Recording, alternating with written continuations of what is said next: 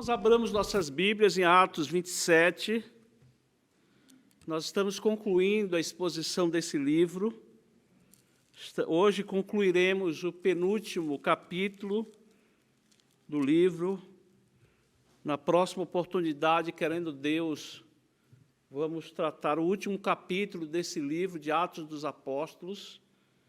E nós vamos hoje considerar os versículos 27 a 44.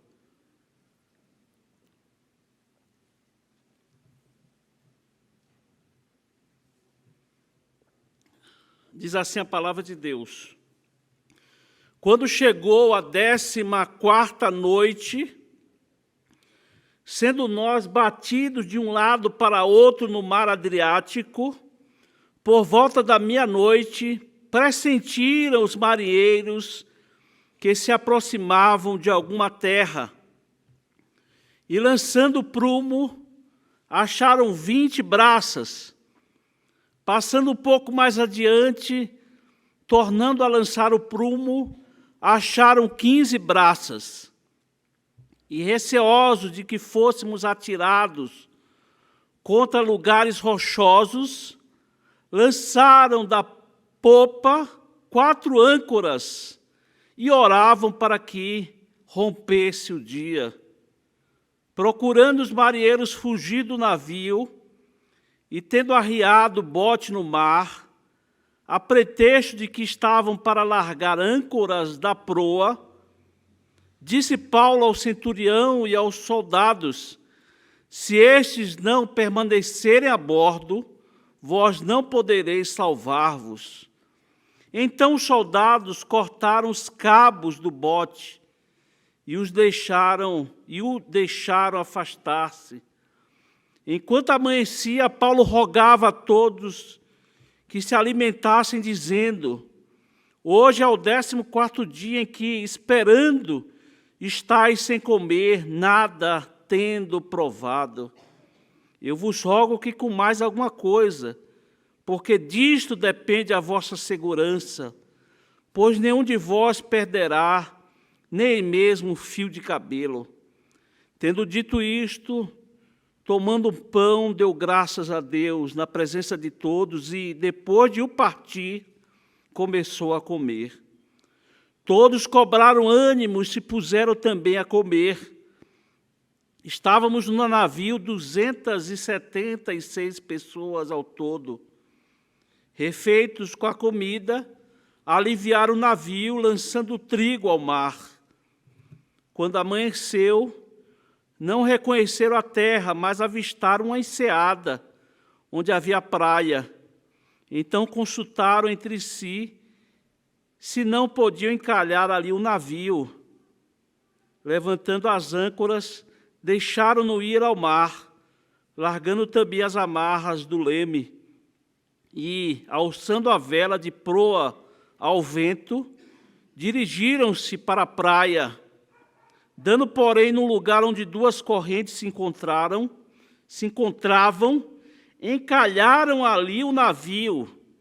A proa encravou-se e ficou imóvel, mas a popa se abria pela violência do mar. O parecer dos soldados era que matassem os presos, para que nenhum deles, nadando, fugisse. Mas o centurião, querendo salvar a Paulo, impediu-os de o fazer e ordenou que os que soubessem nadar fossem os primeiros a lançar-se ao mar e alcançar a terra. Quanto aos demais, que se salvassem uns em tábuas e outros em destroços do navio. E foi assim que todos se salvaram em terra. Amém. Meus amados irmãos, o nosso Senhor Jesus Cristo, falando, descrito pelo evangelista João, no capítulo 16, 33, Jesus adverte a sua igreja, Jesus adverte a todos nós que no mundo passaríamos por aflições. E a Bíblia, em muitos textos, ela nos adverte de que isso aconteceria. Mesmo sendo crentes, transformados pela graça de Deus e pela ação do Espírito Santo, até mesmo por servir a Deus,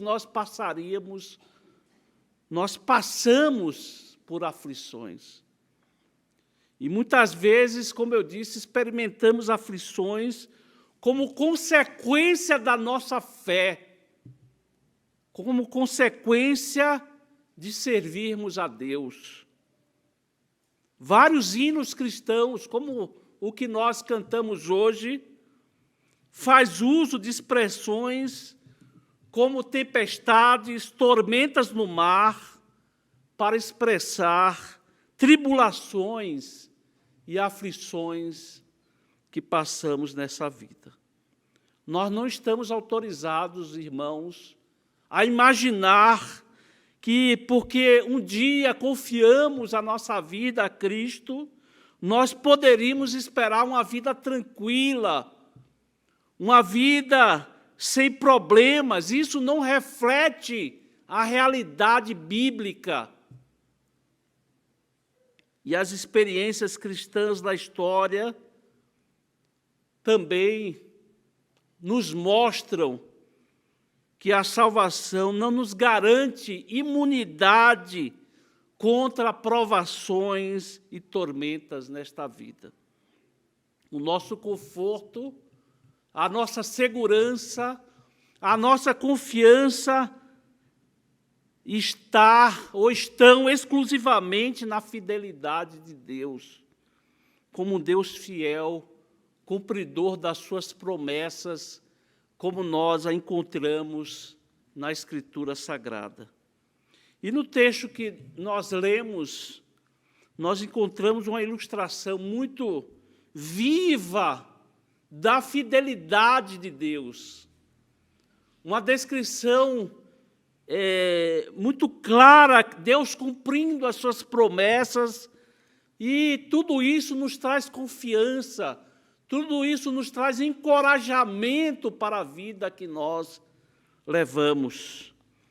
E no domingo passado nós consideramos a primeira parte desse registro da viagem do apóstolo Paulo, viagem de Cesareia, onde ele estava preso há mais de 2 anos, para a cidade de Roma, a capital do Império Romano, onde Paulo seria julgado diante de César, para quem ele havia apelado. Estivemos considerando aqui com os irmãos as várias etapas da viagem, até aquele momento quando o tempo mudou, e por não darem ouvidos ao conselho de Paulo, resolveram seguir viagem, quando um tufão chamado Euroaquilão se levantou, arrastando o navio de um lado para outro com violência. Então, eles passaram 14 dias lutando contra essa tempestade. Vimos que Paulo os encorajou para que eles tivessem bom ânimo, porque nenhuma vida se perderia entre a tripulação, entre os soldados, entre os presos, enfim, entre todos aqueles que estavam no navio. E a certeza que Paulo tinha de que ninguém se perderia se fundamentava na revelação de um anjo de Deus que teria aparecido e teria dito, conforme o versículo 24, Paulo, não temas, é preciso que compareças perante César, e eis que Deus, por sua graça, te deu todos quantos navegam contigo. E nós concluímos no versículo 26, que diz, e, no entanto, era necessário que eles fossem dar numa ilha. E aqui estivemos considerando com os irmãos essa primeira etapa da viagem do apóstolo Paulo em direção a Roma.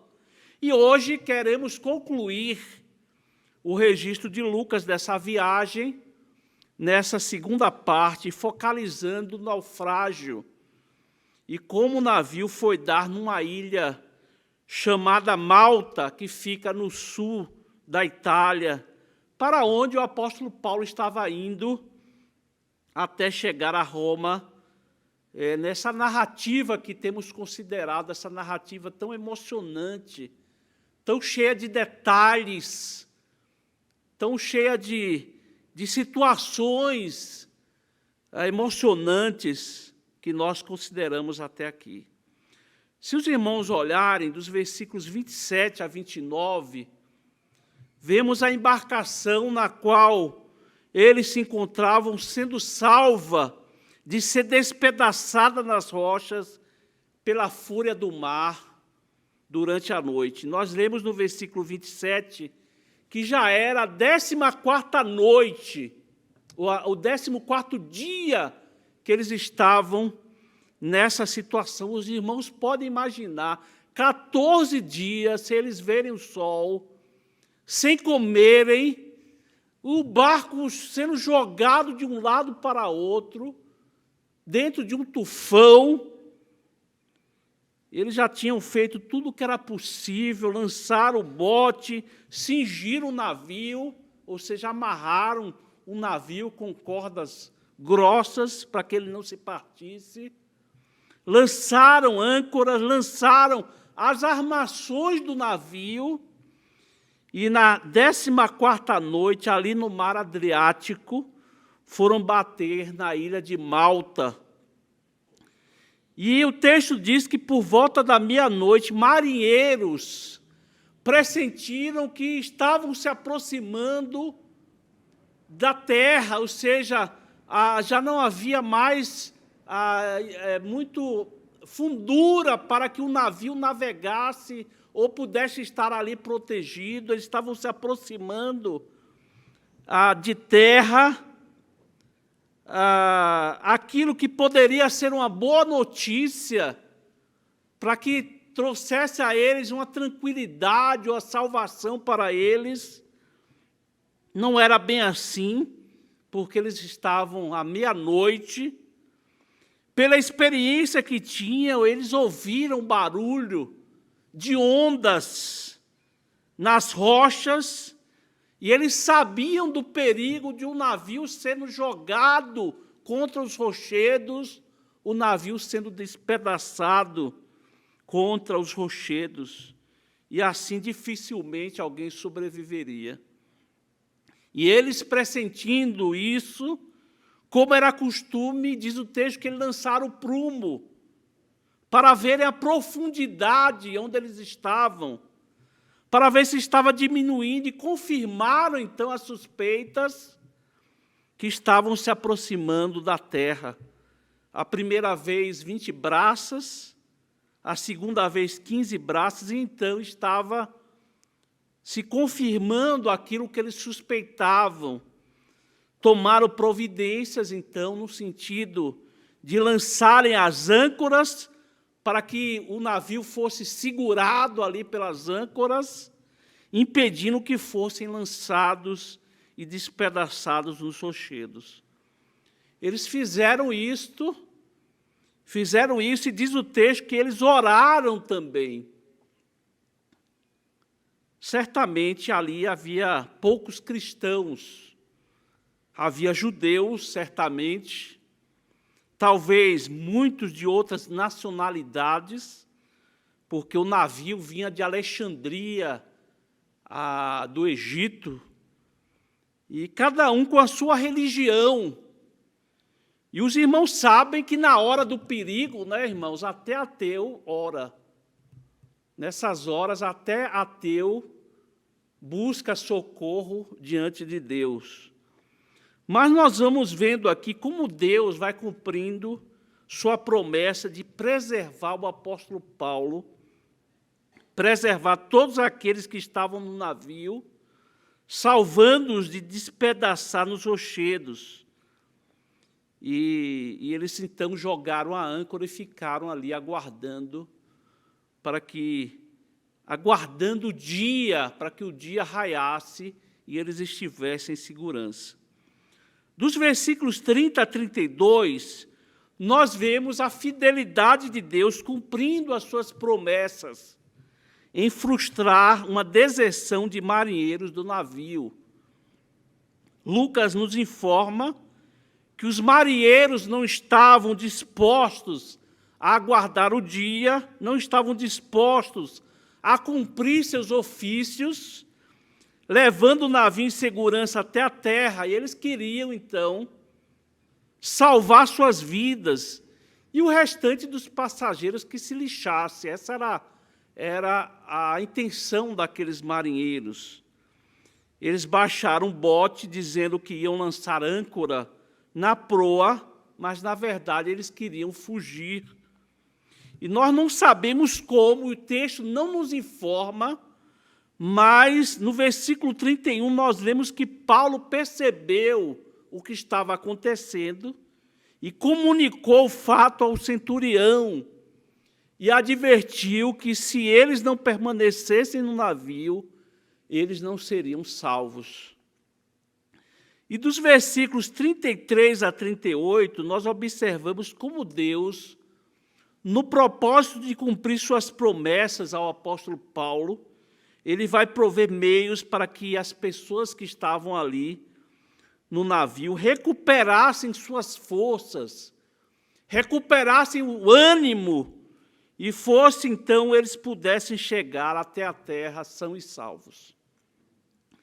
Quando lemos um versículo assim, com certas instruções, parece que não é uma situação tão grave assim. Mas, meus irmãos, imaginemos a situação no navio, 276 pessoas para se salvarem, toda aquela confusão, 14 dias de tempestade, um navio sendo jogado para lá e para cá, as armações do navio já haviam sido jogadas e estavam sem comer, situação que exigia muito deles, que exigia muita força, muita perseverança. E, por isso, eles precisavam de força, eles precisavam de vigor. Observem o versículo 33. 14 dias sem comer, 2 semanas. 2 semanas. E Paulo, sabendo que eles precisavam de força, animou a todos para que chegasse à praia são e salvos. E no final do versículo 34, Paulo ratifica a promessa de Deus, quando ele diz para aquelas pessoas: pois nenhum de vós perderá nem um fio de cabelo. Paulo ratifica a promessa que Deus havia feito para ele. Vejam que no versículo 35, Paulo dá um exemplo aqui de cristão, de crente. Tendo dito isto, tomando o pão, deu graças a Deus, na presença de todos, e depois de o partir, começou a comer.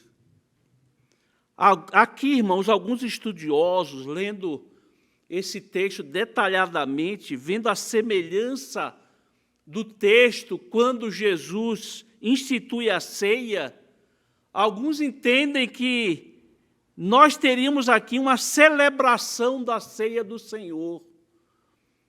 Não é provável isso, irmãos. Não é provável isso, pois temos aqui muitas pessoas, a maioria incrédulos, que não eram cristãos e, portanto, não poderiam participar da ceia do Senhor. O que temos aqui, irmãos, é Paulo providenciando para que todos recuperassem a força. Aquelas pessoas precisavam se alimentar, ter forças, vigor, para se salvarem.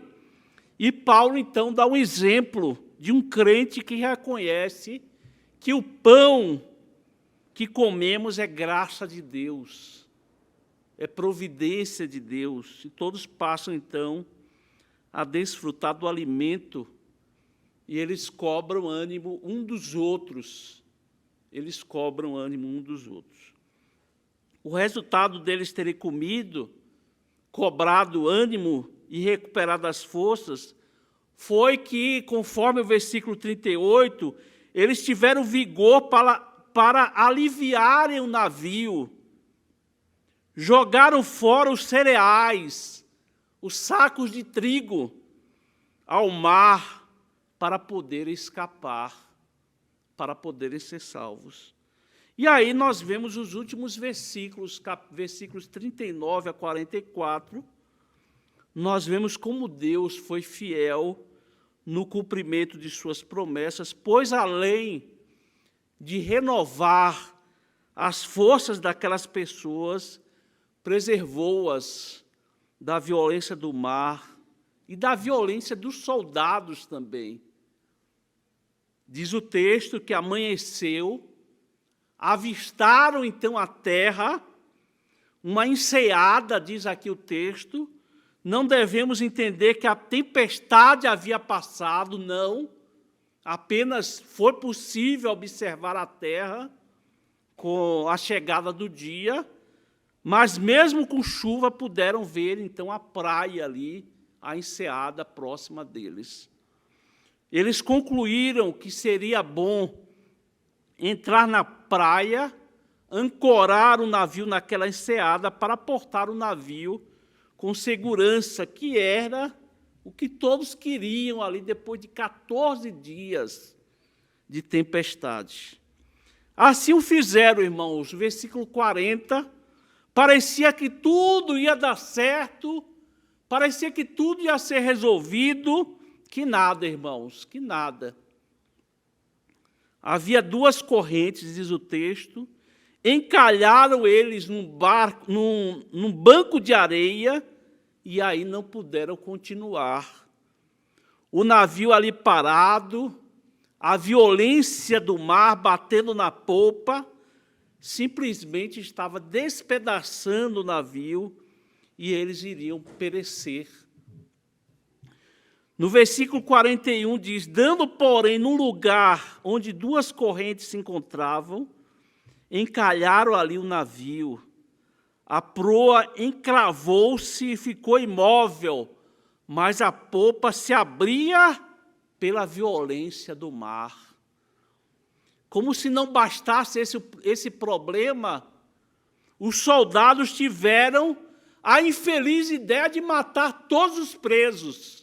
E Paulo certamente iria no meio, porque Paulo era um dos presos. E nós já sabemos, conforme os estudos anteriores nesse livro de Atos, que Roma não tratava muito bem os soldados que perdessem, que deixassem fugir os prisioneiros. Nós temos informações de que soldados até eram mortos por deixarem os prisioneiros escapar. E então vemos como Deus foi gracioso, fiel às suas promessas, e utilizou-se novamente daquele centurião, aquele mesmo que foi generoso com Paulo, porque quando chegaram, os irmãos lembram, no domingo passado, quando eles chegaram na cidade de Sidom, o centurião permitiu que Paulo fosse até aquela igreja, ou até aqueles irmãos que faziam parte da igreja de Sidom, e ali Paulo foi confortado, Paulo foi animado, Paulo recebeu ali a ajuda daqueles irmãos crentes em Cristo Jesus que moravam em Sidom. Mas aí, diz o texto, no versículo 43, que Paulo ficou sabendo, impediu que os soldados, então, aquele centurião impediu que os soldados matassem os prisioneiros. O centurião ordenou que aqueles que soubessem nadar se lançassem ao mar, e os que não sabiam, então, que pegassem ali pedaços de madeira, destroços do navio, e fossem, então, até a terra, preservassem as suas vidas até chegar à terra. E nós concluímos esse registro, então, de Lucas, com essa expressão no versículo 44, e foi assim que todos se salvaram em terra. Todos aqueles aqueles que estavam no navio, a tripulação, os soldados, os prisioneiros, todos preservaram a vida, como registra aqui no versículo 4, todos salvaram em terra. E nós vemos, irmãos, nessa narrativa que todas as promessas que Deus tinha feito ao apóstolo Paulo foram cumpridas. Versículo 25 e 26. Portanto, senhores, tende bom ânimo, pois eu confio em Deus, que sucederá do modo por que me foi dito, porém é necessário que vamos dar numa ilha. Ou seja, Paulo diz que todos escapariam, mas que todos chegariam, ou seriam salvos, quando chegassem numa ilha, e foi exatamente isso que aconteceu. E aqui vemos ele chegando numa ilha, a ilha de Malta. Vejam que no versículo 22, que nenhuma vida se perderia. E Deus ratifica essa promessa no versículo 34, pois nenhum de vós perderá nem mesmo um fio de cabelo. Deus havia prometido isso a Paulo, e é exatamente isso que acontece. E aí eu quero trazer, irmãos, lições para o nosso encorajamento. Nós temos visto nesse livro histórico de Atos, desse registro histórico, através desses acontecimentos aqui, muitas lições para a nossa vida.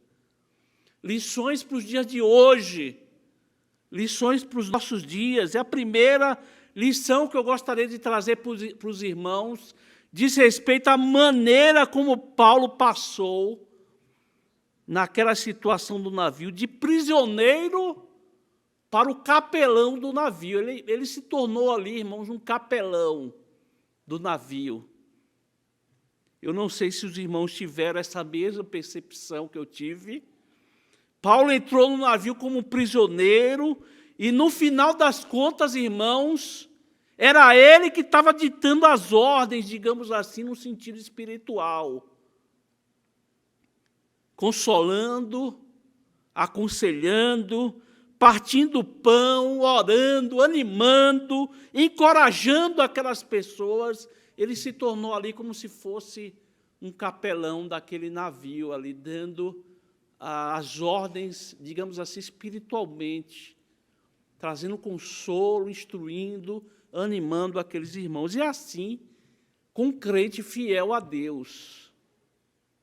É assim, irmãos, com um crente que é fiel a Deus, um crente piedoso, onde ele estiver, onde Deus o coloca, seja no trabalho, seja na vizinhança, na família, em qualquer lugar, seja num navio diante de uma tempestade, o crente ele tem a possibilidade, irmãos, por seu testemunho, pela sua fé, pela sua fidelidade a Deus, se tornar um capelão onde quer que ele esteja. No sentido de, onde ele estiver, as pessoas que estão ao seu redor, ele tem uma palavra de consolo, ele tem uma palavra de sabedoria, ele tem uma palavra de encorajamento para as pessoas desesperadas, que precisam ouvir a palavra de Deus.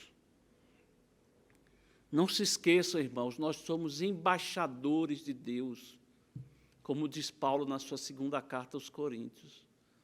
Nós somos representantes de Deus aqui nesta terra. E onde quer que nós estejamos, irmãos, nós podemos ser aquele que aconselha, aquele que encoraja, aquele que anima as pessoas que estão desesperadas. Outra lição importante diz respeito como o crente se torna uma bênção para as pessoas que estão ao seu redor.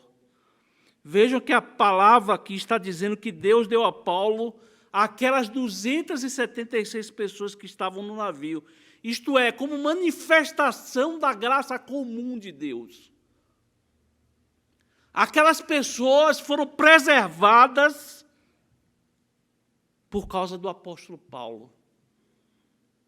Isso não é novidade na Bíblia, nem na história da igreja, porque Deus se mostra gracioso ao crente como uma bênção que alcança outras pessoas.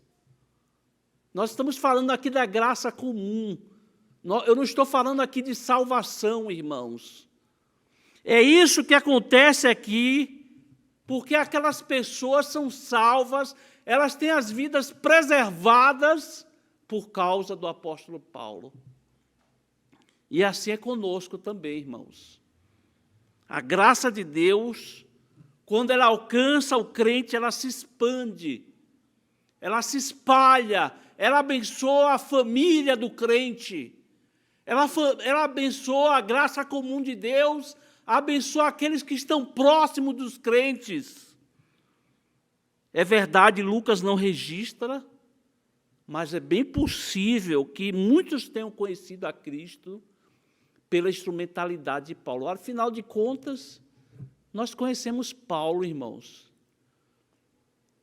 Paulo pregava o Evangelho em qualquer lugar, independente da situação. Paulo estava sempre falando de Cristo Jesus. Nós não sabemos, é possível aqui que muitos tenham conhecido a Cristo pela instrumentalidade de Paulo. Mas aqui eu estou falando da graça comum. Muitas pessoas são abençoadas onde o crente está presente, porque Deus faz isso. Deus, Ele derrama bênçãos sobre a vida do crente, e a graça comum se espalha, se expande através desse crente. Outra lição diz ao fato de que o conforto do crente, em meio às tribulações, ela se fundamenta na fidelidade de Deus no cumprimento das suas promessas. Irmãos, nós não temos garantia de que não haverá dificuldades, que não haverá aflições nessa vida. Essa mensagem de que depois que você aceita Cristo, tudo vai dar certo, tudo vai ser só prosperidade, essa mensagem, ela não é bíblica, essa mensagem é do inferno, irmãos. É do inferno.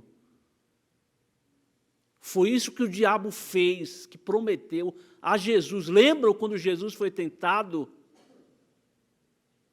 Não nos é garantido que nesta vida não passaríamos por aflições. Esperemos, irmãos, aflições e tribulações nesta vida, porque foi isso que Jesus disse. No mundo passais por aflições. Jesus é o nosso conforto no meio das tempestades. Jesus é o nosso conforto no meio da tormenta. E o nosso conforto não vem por substituirmos o sofrimento por algum consumismo. O nosso conforto não vem de autoajuda. O nosso conforto não vem de confiarmos no governo ou na política econômica do governo. Não vem nada disso, irmãos.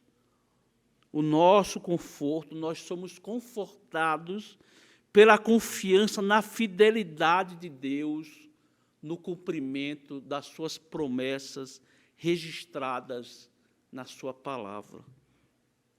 Querem duas promessas maravilhosas que Deus dá para a sua vida? Querem ouvir agora duas promessas maravilhosas que estão na Bíblia, são bíblicas? Olha a primeira: nada e ninguém nos separará do amor de Cristo que está em Cristo Jesus. Essa é uma promessa, irmãos, que Deus nos deu, que nada vai nos separar do amor de Deus que está em Cristo Jesus. Outra promessa que é bíblica, está na Bíblia: todas as coisas cooperam para o bem daqueles que amam a Deus aqueles que são chamados segundo o seu propósito.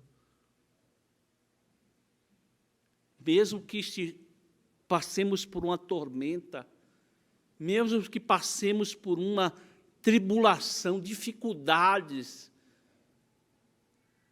períodos longos, como foi essa tempestade, tudo isso nós cremos que está dentro do propósito de Deus para a nossa vida. Nós não podemos, irmãos, olhar a nossa vida por momentos, por circunstâncias, mas o crente, ele olha a sua vida num todo, do nascimento à morte, do nascimento à eternidade com Deus.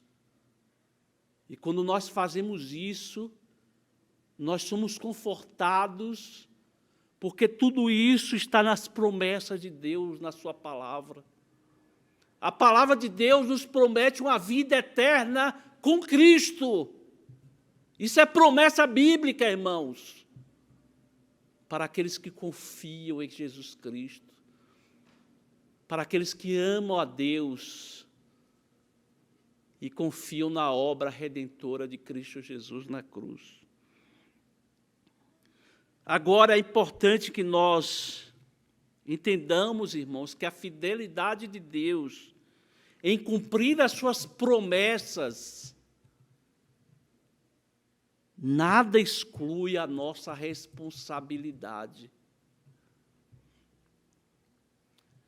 Mesmo que nós creiamos, irmãos, que a Bíblia, Deus nos promete muitas coisas maravilhosas que nos animam, que nos dão ânimo e encorajamento, essas promessas não excluem a nossa responsabilidade humana.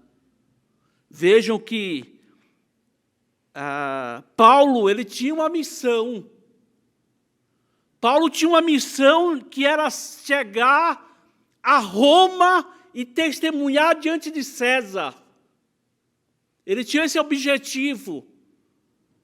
Ele sabia que ia cumprir esse objetivo porque Deus prometera a ele.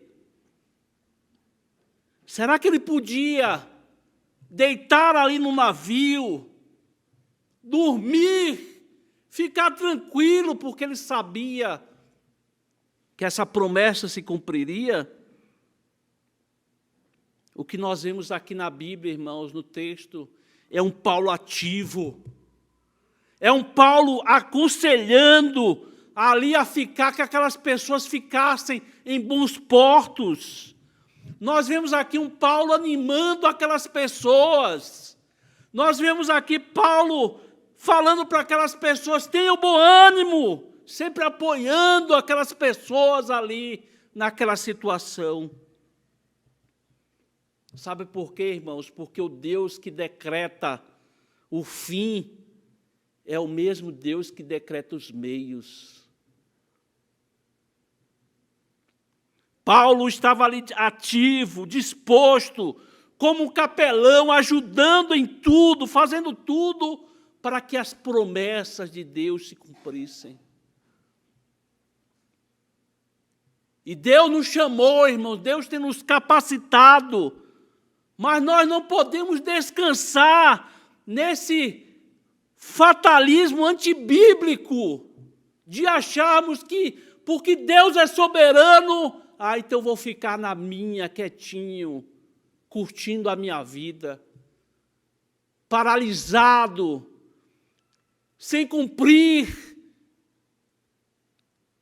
colocar em prática os dons que Deus te deu, somente usufruindo das bênçãos da salvação, sem se mexer. Mas a Bíblia, esse exemplo aqui de Paulo, nos anima, irmãos, a lançarmos mão das nossas responsabilidades, de fazermos o nosso trabalho, de olharmos para esse mundo perdido e sentirmos no nosso coração que essas pessoas estão perdidas e vão para o inferno, e que Deus convoca o seu exército, a sua igreja, para servi-lo, para ser instrumentos na pregação do Evangelho, no anúncio do Evangelho para os perdidos. Que assim deve ser com a nossa vida, irmãos. Desenvolvermos a nossa salvação com temor e tremor, com responsabilidade, sendo boas testemunhas de Cristo. Afinal, irmãos, eu evoco aqui o resumo do livro de Atos. Vocês vão receber poder.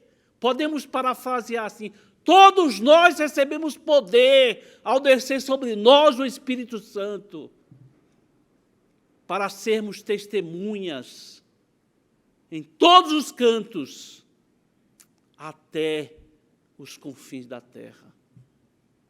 Até os confins da terra. Que Deus, pois, nos abençoe, irmãos. Que Deus, pois, nos ajude. Amém.